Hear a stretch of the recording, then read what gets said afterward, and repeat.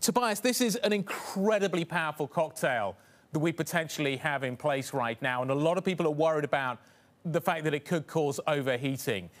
Regardless of whether that's true or not, where do you think we should be positioned in the equity market to take advantage of these huge and powerful forces that are coming together?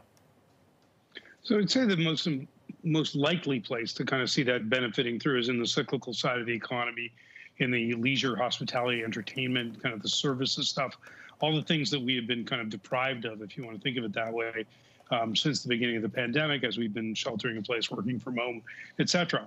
So that's where the most pent-up demand is. That's where the savings have kind of jumped by, call it $1.4 trillion incrementally. And you get the stimulus money that people just want to get out and do something. I think most of us are pretty kind of tired of being cooped up at home. But Tobias, I guess my question is, where is that already 100% priced in? And now we actually have to see the result. So I think the broad market is pricing in a lot of that. We would argue the market today is anticipating about $185 in S&P 500 earnings, and consensus is around 170 or a little bit lower than that. So the market's already pricing in, call it 10% better than currently estimated numbers.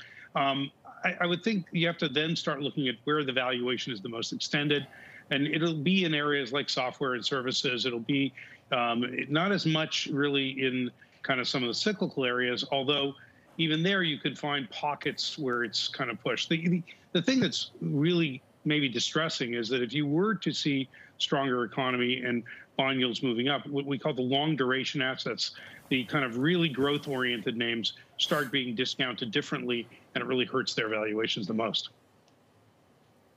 Small caps, they've had a good run. More in the tank?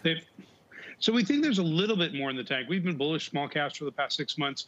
Since September lows, the Russell 2000's up about 50% versus an S&P up, call it 20-ish%.